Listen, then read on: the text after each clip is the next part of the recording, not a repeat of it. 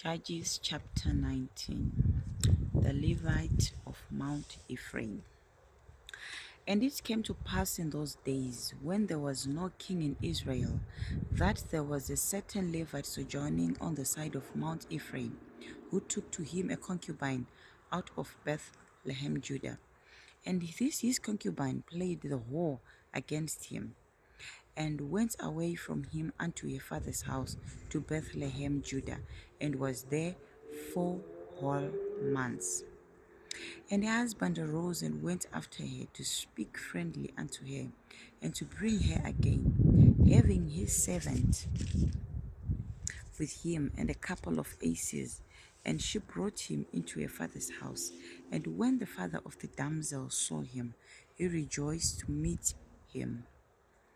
And his father-in-law, the damsel's father, retained him, and he abode with him 3 days. So they did eat and drink and lodged there.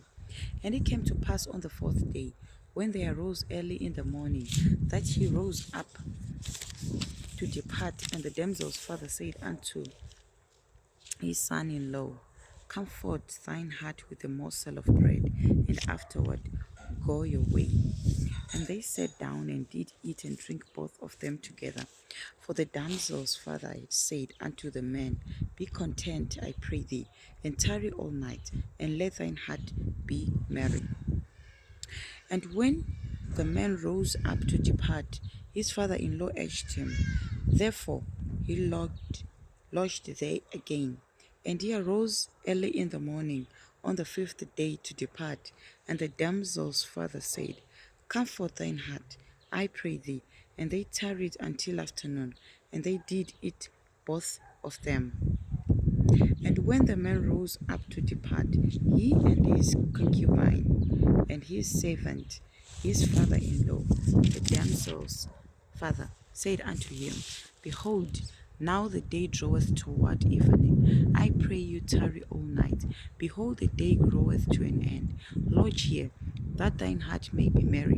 And tomorrow get you early on your way, that thou mayest go home. But the man will not tarry that night. But he rose up and departed, and came over against Jebus, which is Jerusalem. There were with him 2 asses saddled. His concubine also was with him. And when they were by Jebus, the day was far spent, and the servant said unto his master, Come, I pray thee, and let us turn in unto this city of the Jebusites, and lodge in it. And his master said unto him, We will not turn aside hither into the city of a stranger, that is not of the children of Israel. We will pass over to Gibeah. And he said unto his servant, Come, and let us draw near to one of these places, to lodge all night in Gibeah or in Ramah. And they passed on and went their way. And the sun went down upon them when they were by Gibeah, which belongeth to Benjamin.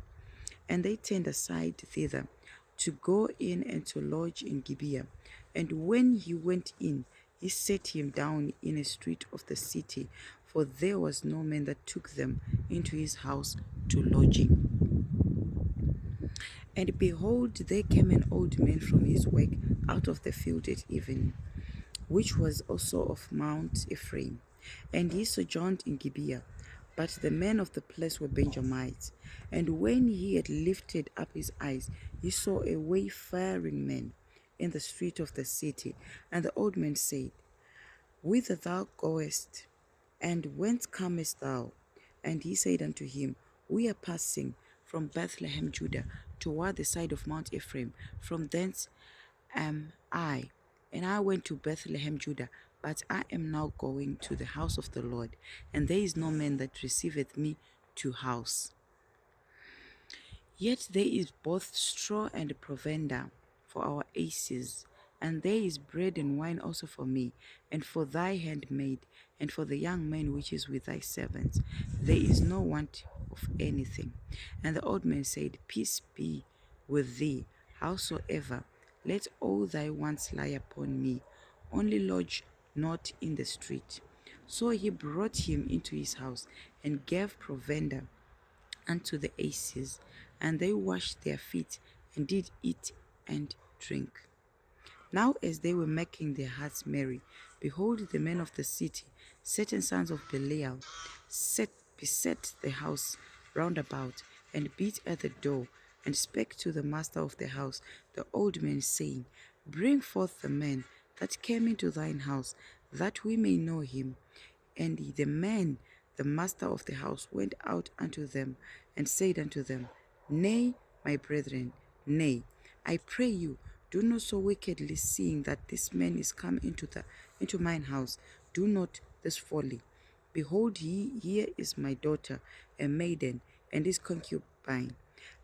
Them I will bring out now, and humble ye them, and do with them what seemeth good unto you. But unto this man do not so vile a thing. But the man would not hearken to him.